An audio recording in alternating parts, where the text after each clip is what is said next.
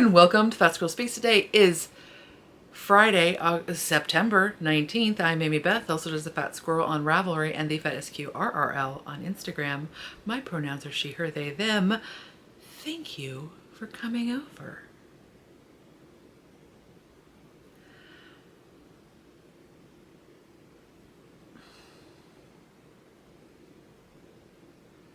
Just gonna get into it because apologies if you are really, like, if asymmetry gives you a little tweakiness. I officially give you permission not to watch. I cannot make this symmetrical at this point. I'm a novice double bunner. But I love the bun because my hair is now just long enough to do it. But there is this whole, like, I really look like I'm skirting some trad wife life if I do the regular one. And so it occurred to me that I could do the split ones, and my part is not even. This is not symmetrical, but I enjoy it when I look in the mirror. And you know, don't we all need some of that? Just any little bit. Joy that you can just dig your fingernails into. Just do it. I was telling the patrons, I did a special episode about the apples that I brought from Wisconsin, and I was like sort of geeking out about all the different varieties and stuff. And I just was explaining that sort of like I'm in this like where I feel like I've been in this place of like teetering between, I guess just teetering between feeling all of the things and then needing to just have some escape routes, like some escapism, like some deep escapism stuff. And I am leaning into the escapism. I'm not living there forever. It's not a permanent residence. I'm not an expat to escapism land, but I am vacationing. And so, I don't know, I feel like I need to just say that. So I'm just saying that. And so I've been really enjoying like all of the Apple stuff and like just falling down all of the like little research rabbit holes that I can find. And Rachel, so the last time we were all together, I was talking about the Wisconsin sheep and wool and how much I was enjoying the sheep judging. And so then Rachel made a comment. She totally flattered me. I was very tickled. Lots of times, flattery makes me very uncomfortable, and I'm like, oh, no. And that's something I need to work on, right? Although, I don't know, the word flattery does sound sort of like vapid, doesn't it? Wait, is that because it's like a female-coded word? Okay, I need to not go down that one right now. Oh, I forgot to put on lipstick. Oh, well, I look pale. I am. Rachel informed... Okay, she complimented me on the way I talked about the sheep judging, and she said that lots of people who talk about it incorrectly. And you know, there's always like these really weird things that you feel like a very like childlike pride in, and I totally had one of those moments of like, I did it right. Like in a very excited way. Because it's something I do care about. Like, not enough to like own sheep or like to like read up on exactly how the sheep are judged, but it's something I really enjoy. But anyway, so that was very like, oh. But then she also told me, sorry patrons, you're gonna hear me talk about this again, but you know, you can fast forward. She told me that there is such a thing as the North American Hill Sheep Show, and it's going on this weekend in the Upper Peninsula in Michigan. It's at like the Upper Peninsula. Why do I say peninsula weird? That's like a weird regional thing, but like, why would I say peninsula that often to have a regional dialect for it? Whatever. I feel like it's weird, but I'm just gonna keep saying it. So it's in the UP at like the UP Fairgrounds, and y'all, I'm just gonna read you the like, okay, the like artwork on the cover is very Beatrix Potter coded. Okay, you can't, that's terrible. This is helpful. That's really gonna work for you. I don't know. I've been doing this too long. I don't know how things work. But it has like very like pencil-y, like colored pencil, like just sort of like it was in Beatrix Potter sketchbook vibes. And so here's the like front-facing wordage. Are you ready for an authentic UK shepherding experience in the breathtaking Upper Peninsula of Michigan during the most romantic time of the year? Are you struggling to connect with UK shepherding traditions? Come and deepen your connection to UK shepherding. The show is a 3-day UK-style hill sheep show for shepherds, farmers, makers, doers, and dreamers. To promote and pay tribute to hill breeds and the unpretentious yet intricate culture that comes along with them in an attempt to capture all of the romanticism and charm with everyday shepherds and sheep enthusiasts. Celebrate tradition, connect with others, and enjoy family-friendly fun. Engage in authentic UK-style shows and trials. Meet like-minded American shepherds and farmers. Participate in charming cultural activities. Enjoy delicious farm-to-table dining experiences.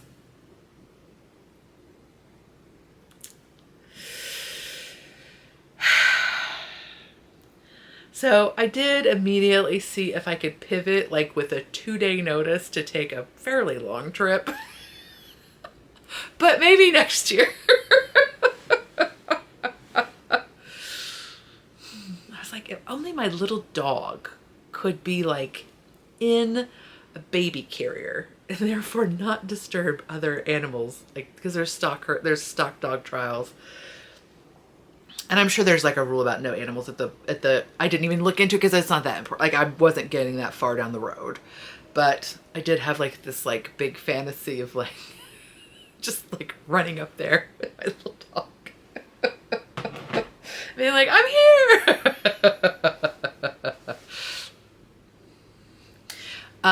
But anyway, so that's been the shenanigans of escape, which is let's get into the crafting though. Shall we? I think we shall. Oh, before we get, well, this is crafting too. We should have bake of the week. So last time we talked, I said that I had made the pecan sandies from Brave Tart and that the dough, I just confessed, was so amazingly delicious, but then I burnt the cookies. And that I in fact feared that the cookies, even if I hadn't burnt them, could not possibly live up to how delicious the dough was. Okay, so I made them again. That is true.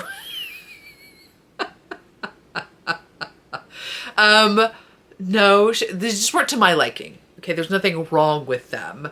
They just weren't necessarily to my liking. And in fact, the second time I made them, I think I maybe didn't toast my butter quite, like it has a browned butter component.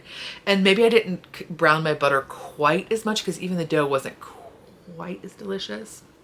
But neither here nor there. The cookie itself is not my favorite. It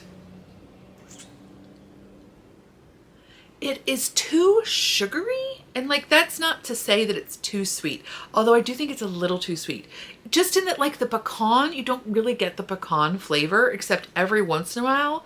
And this is also like, sorry, do pecan sandies even taste like pecans? I'm not sure, right? Like that's so like, I'm not saying that pecan sandies do taste like pecans, but I was hoping these would taste more like pecans. And I even put a little bit more than I was supposed to because I am my mother's child. But it just, like you would get every once in a while, you get a good hit of the pecan flavor. But I think overall the like sugariness sort of like masked it more. And also I think the texture was almost too sugary. Like it was more like granular than a shortbread, which is what I was more expecting. And so yeah, I don't know. It could be me. Maybe I did something funky, but I did not really enjoy them. But now I am curious about how to make a good pecan shortbread because that seems like a good life skill, right? Like that could be like a bake-off skill that I should have in my pocket. But so yeah. So not super excited about them. maybe it's just me. Have you tried them? Did you like them? And again, this is like a personal, like everything else. This is not me placing judgment upon ye baked tart pecan sandy. Just not as much to my tasting. Just not to my liking as much. Right? And I even sort of like put them aside because I thought, well, maybe, because you know, there's this factor of like, oh, I put a lot of work into this and it doesn't feel like it tastes as good as the work was. So like I even put them aside for a few days to like, and it just still like, I just didn't care for them that much. They didn't have like the shortbread vibe to me. And who knows, maybe I did something wrong. Like it's always possible that, you know, like I bumped the scale when I measured the sugar, who knows? But I didn't love them. Did you love them? I would love to know if you did. Maybe I did something wrong. Okay, but I feel like a third attempt is probably needs to be put on the back burner. Oh. So I think next week is gonna have to be some pumpkin bread. Like I need something that's gonna come through for me. So I think maybe next week will be a pumpkin bread option. And also like 'tis the season, y'all. Okay. I will have more bags on October 1st. I will have a bunch of really cute fall bags I'm excited about. I'm working on those now. But yeah, that's what's going on. We're talking about making though. So then the next thing is going to be stitching. So in stitching, I have finished a smaller project. So I talked to you about House on Pumpkin Hill Pin Keep by Stacy Nash Designs. And I decided to make this one on 28 count Witchelt espresso. Yeah, 28 count espresso from Witchelt Premium Linen. And so I have finished mine. Now, it's obviously not finished. Needs to be done something with. What will I do with it? I'm not sure. The options are to do like, I probably won't do the pin keep because it is a little bit bigger than a pin keep would be for me. And I'm sure that's because she did it. Yeah, she did on 32 count instead of 28 count. So I'll either frame it or I'll make like a stand up, which is sort of like making it rigid with like out a frame. So sort of like making it the canvas equivalent of a painting that's not framed. Does that make sense? I don't know. But like, you know, something like this. And then you can just like prop it against something. Or some of them are actually made that they have like a little A-frame action. So they'll stand up on their own. So, but I am pleased with how it turned out. It's kind of, I realize it's kind of weird because you can, it's so, because of its 28 count, there's lots of space between the threads. There you go, that's a bit better.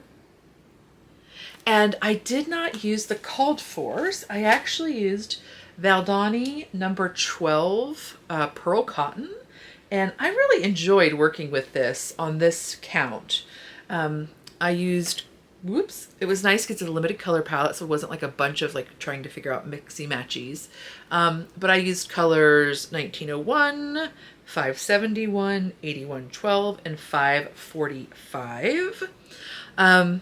And I really enjoyed stitching with this. I would definitely do it again. I would not use anything smaller than a 14 stitches per inch. So a 28 count over 2 or a 14 8 of cloth. Actually, you could maybe get away with an 8 of cloth. It's a little bit tighter just because of the way that that's structured. Because well, okay, I'm not going to go into it. That's what I would say. Okay, so, but I am pleased with it. It was a really nice pattern. It was a really nice stitching project. I could do it just with light. I didn't need magnification. And so even though it's a darker linen, so it was really good to kind of get me back into the swing of stitching. So again, that's House on Pumpkin Hill Pin Keep by Stacy Nash Designs. And then I thought I would also show you my progress on See You in Spring, which is a project, or excuse me, which is a pattern by Mama Witch Cross Stitch. It's available on Etsy. And a beautiful human being sent me the pattern and the kit She kitted everything up with like a linen option and an Ada cloth option. And you know, I hadn't, at this point, I hadn't really knit or I had done a lot of stitching on Ada cloth. I have done another Mama Witch cross stitch on it. But I thought I would go ahead and try it, and this is how it's looking so far. Isn't it so cute? So I am actually using 3 strands of floss, but it feels like it's still, like it feels nice, and it has like a good like texture to the stitched parts where it feels like really dense and nice. So yeah, I'm really pleased with how it's looking so far. Isn't it cute? So I still have lots of stuff to do. There's like some more snails. There's like a little salamander guy. I mean, I've obviously had to finish my toad. But I thought I would just show it to you. Just like knitting, where it's nice to have like several different projects, like at different gauges, at different like complexity levels. I really feel like that's true for me for cross stitch as well, because, you know, if I'm feeling like my eyes are a little tired and I want to work, but I do want to stitch on something in the evening, this is perfect, because I can, you know, even just with like a little bit of extra light, it's no problem at all. Sometimes I don't even have to have any extra light. This is sort of like a in between, you know, I do need extra light. And then I'm also working on one that is like a 40 count over 2. And so that one I need magnification and light. And then I'm doing another one I just started on 20 count Ada. And like, so it's just nice to have all those different varieties.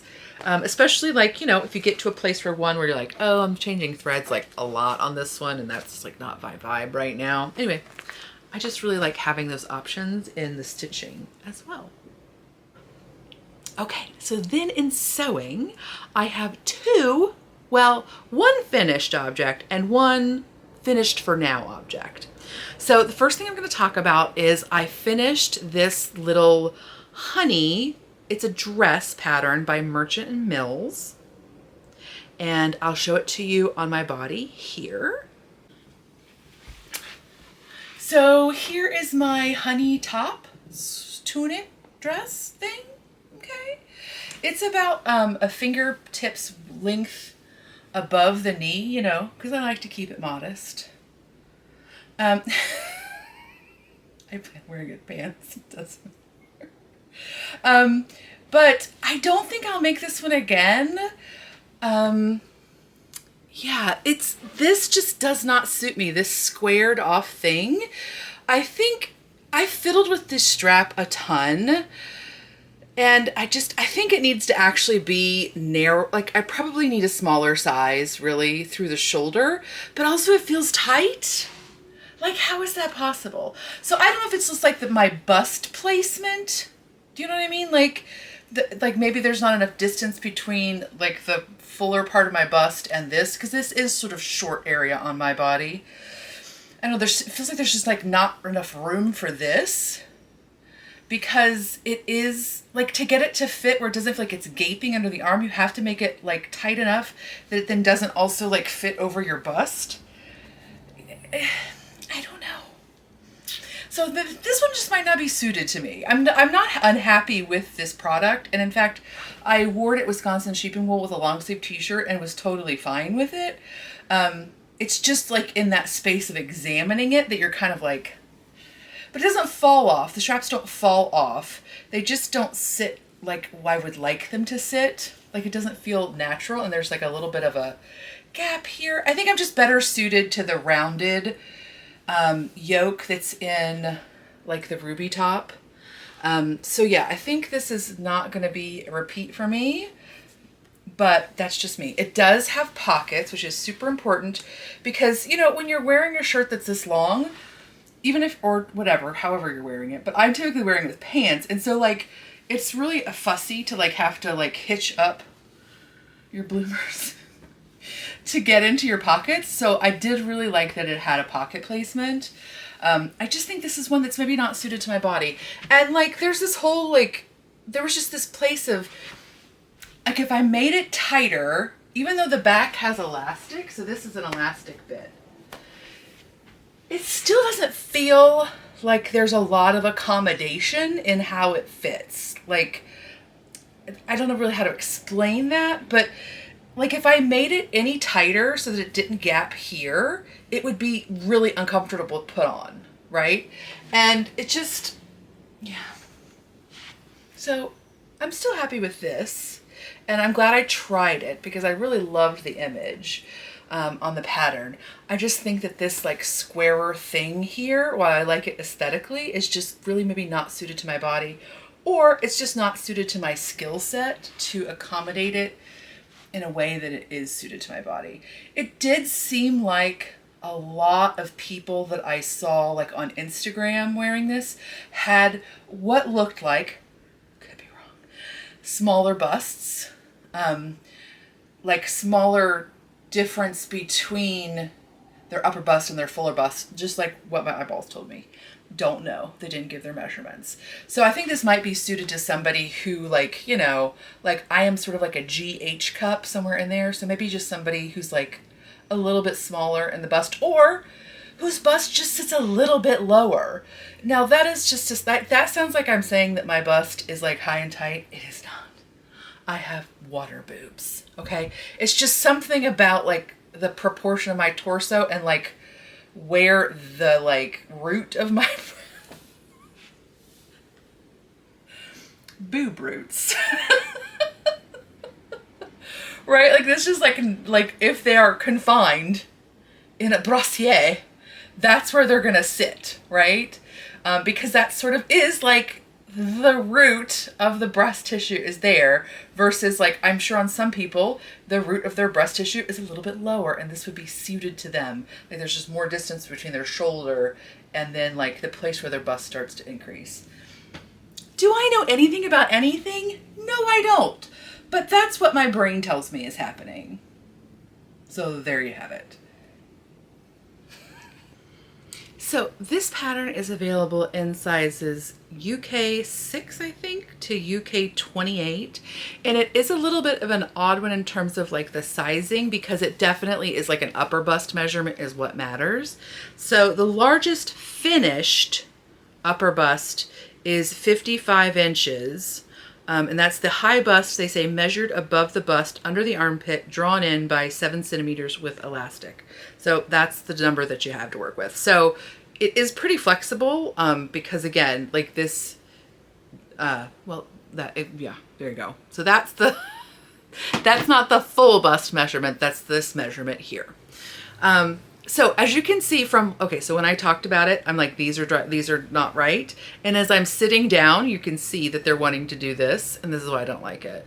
And I'm sure there's probably a way to fix it, like, but I think I would need to take fabric away from here and also add fabric underneath the arm to get this in the right position. And I just don't want to fiddle with that.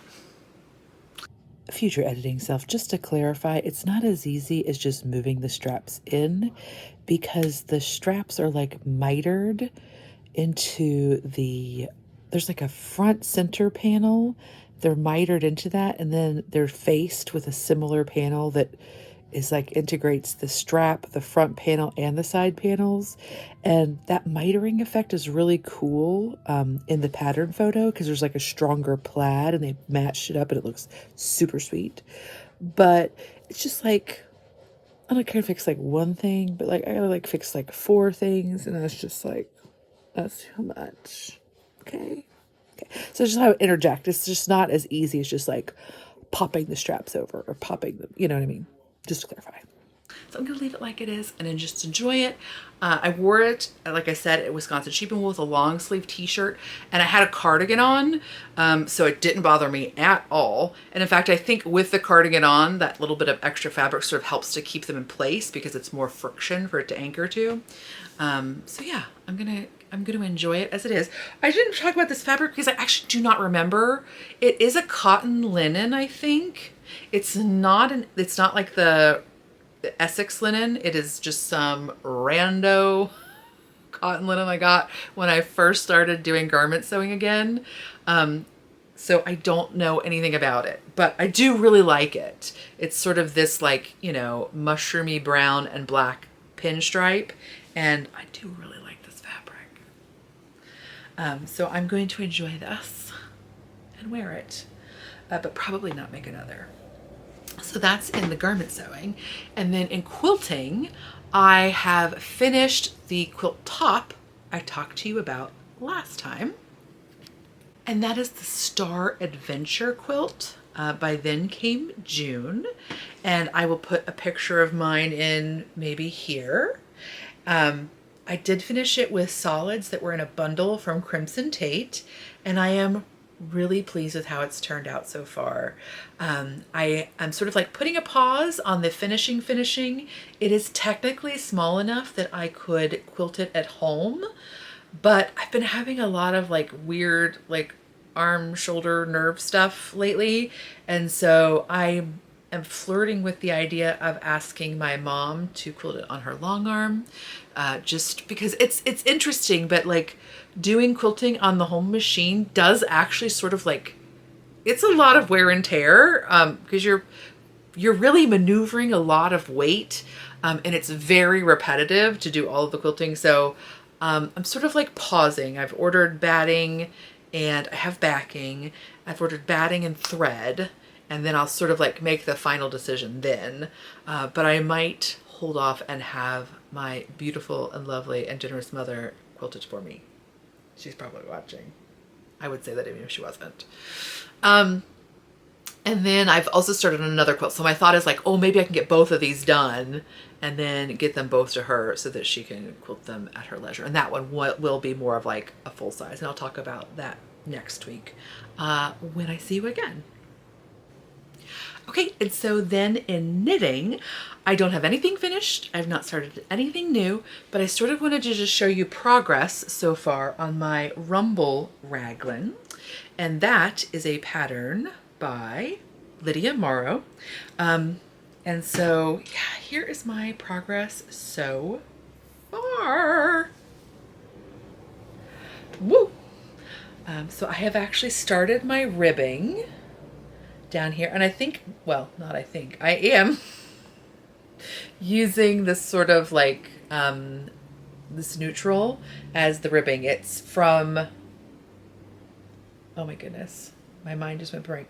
It's from Hazel Knits, and it is her White Winged Dove colorway.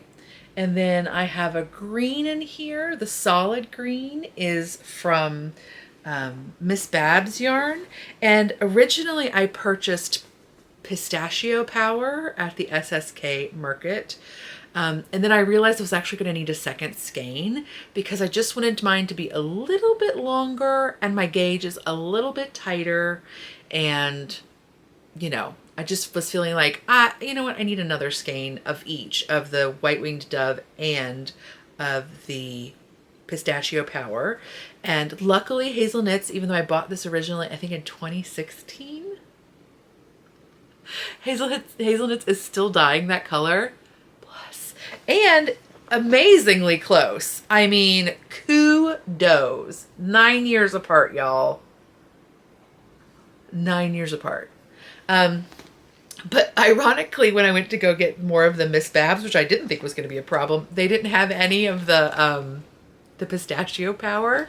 So I went back and forth, but I felt like the one that was closest on the website was their Macroot Lime. And I felt like, you know what, if it's fairly close, I can get away with it because the way the pattern is written, you know, it's not like one green section like there's a break between color sections. And so I was like, you know what, as long as it's like relatively close and maybe like leaning toward just a smidge darker, I think I saved enough for the sleeves, but even if not, like whatever, we'll have enough to transition essentially. And so you can see, I don't think you can really see on the camera, but this color is actually Macroot Lime. Macroot, yeah. And so it is just a little bit punchier. It's basically like the Pistachio Power, just like a little bit more concentrated. So yeah, I think it's pretty darn close. So I am pleased with how that's working out. I just did have a little pause. I also had a false start where I thought I was going to start my ribbing like 14 rows earlier. So I started the ribbing and then I was like, oh no, this is too soon.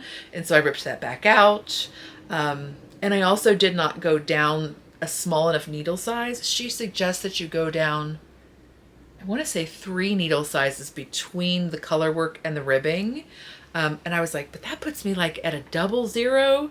And so I thought, that can't be right. So I just went down from like a US 2 to a US 1 for the ribbing, and it did not look nice. Because the transition row is like a decrease row, and it just looked really sloppy. And I thought, this might block out, but... And then I thought, you know what, I'm just going to get it a little bit longer and I'll do it correctly this time. So I didn't go to a 00, but I went to a 0, which I guess that's, well, whatever. I went from a 2 to a 0, and that transition is looking tidy. I also decided to do 2x2 rib instead of the pattern calls for 1x1 twisted rib, because I don't like a sweater that hits me right above the waist to come in too tight. I just don't feel comfortable with it. My postmenopausal body has changed and I'm not quite accustomed to her yet. And it doesn't feel comfortable to me. So I wanted the ribbing to just be a little bit more,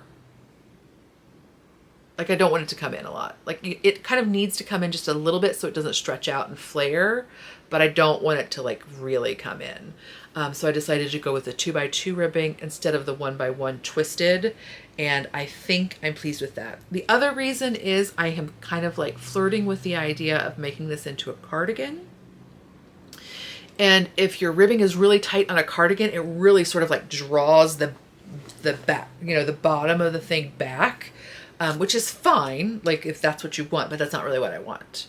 I would rather it just sort of sit straighter on my body. So that's the theory of why I made that change. We'll see if she pans out. But I am still really excited about the sweater and looking forward to making some more. But maybe the next one I'll do in that sport weight so that it's a little bit speedier for my body. That would be nice. So then in What You Readin', I have a couple of like fun romances to talk about that I have enjoyed. The first one is seasonal. It's Let's Give 'Em Pumpkin to talk about. This is first time author Isabel Pop. And I highly recommend it. I'll read you. She's a little edgy. He's a lot of sunshine. Love's about to catch them completely off guard. Textile artist Sadie Fox did not sign up for this. When she agreed to come home to Pea Blossom, Indiana, it was to care for her father's beloved pumpkin patch. The deal was that, just for the summer, she would grow a ginormous pumpkin with the Indiana State Fair's pumpkin contest and finally win back her father's grudging respect. Instead, a horde of wild hogs destroyed the entire patch, which is precisely when the annoyingly sexy, sunshiny next-door neighbor shows up. Josh Thatcher is a tech millionaire who traded in the office for growing gourds, including experimental squash hybrids. And for the life of her, Sadie can't understand what he sees in her sweary, tattooed, prickly self, or why he's offering to help his biggest competitor. But a storm-fueled kiss proves there's definitely something growing between them. Maybe it's just attraction. Maybe it's more. Whatever it is, it's already bigger than Sadie's fast-growing pumpkin, or the secret that Josh has been hiding. It's really cute. It's very enjoyable. It is very spicy, so FYI. It is really sweet though. Like, it is both spicy and sweet. Hi, that's a great combo. And it has lots and lots of Indiana references, so that I found very charming and endearing. But it also has lots and lots of fiber art references. The heroine is a weaver. That is her vocation and her art. So there's lots and lots, and it's written by a fiber artist. So there's lots and lots of accurate references to fiber arts, which is highly enjoyable. Again, that's Let's Give 'Em Pumpkin to Talk About by Isabel Pop. I actually listened to the audio version of this through my library, but I bought a print version because I wanted it to be assigned. I'm fancy like that. Because I know her. So yeah, very enjoyable. Not sponsored, but I do know her, so just take it with a grain of salt. Isabel. So then the other romance that I finished recently is At First Spite by Olivia Dade. And it is the first book in the Harlot's Bay series. That's the name of the town. And here's the description. Best-selling author Olivia Dade welcomes you to Harlot's Bay in this delightfully sexy rom-com about a woman who buys the town's famous spite house, only to realize the infuriating man she can't stand lives right next door, and their unwilling proximity might spark something neither can ignore. When Athena Graydon's fiancé ends their engagement, she has no choice but to move into the spite house she recklessly bought him as a wedding gift, which is a problem for several reasons. The house, originally built as a brick middle finger to the neighbors, is only 10 feet wide. Her ex's home is literally attached to hers, and Dr. Matthew Vine, the freaking third, aka the uptight, judgy jerk who convinced his younger brother to leave her, is living on her other side, only a 4-foot alley away. If she has to see Matthew every time she looks out her windows, she might as well have some fun with the situation by, say, playing erotic audiobooks at top volume with those windows open. A woman living in Spite House is basically obligated to get petty payback however she can, right? And then the description does go on if you'd like to read more. The website or the app I use is Storygraph, sorry. And you can find out that information there. I did check that one out from my library's Libby. It was really enjoyable. It's nice. I am sort of in a place now, like I kind of like oscillate between enjoying rom-coms and being like, that's too sunshiny, I don't want it. But I have been enjoying them recently, so that's been nice. Interspersed with murder, as one does. I mean, the murder books, not the actual murder. Just to clarify, in case you were not sure. So yeah, that's what's been going on with me. Yeah. You know, I just send, you know, just big to you. Just big to you. I don't know what to say. I don't know what to do. I don't know anything about anything. You know, but I hope for you something. I don't even know what that is this week, but I hope for you something. I hope a bake goes well. I hope that you don't have to fill up your tires. I hope that gas is 3 cents cheaper than you thought it was going to be. I hope these small things for you, but also I hope really, really big things. Maybe we can all like it's witchy season, right? We've got a new moon coming up, right? That's the time when you're supposed to like be putting energy into things you want to grow and to be like positive. So like maybe we should like all channel our witchy fall joy and like really collectively like put something out there. I don't know. I'm not quite sure how to help you with that. Me either.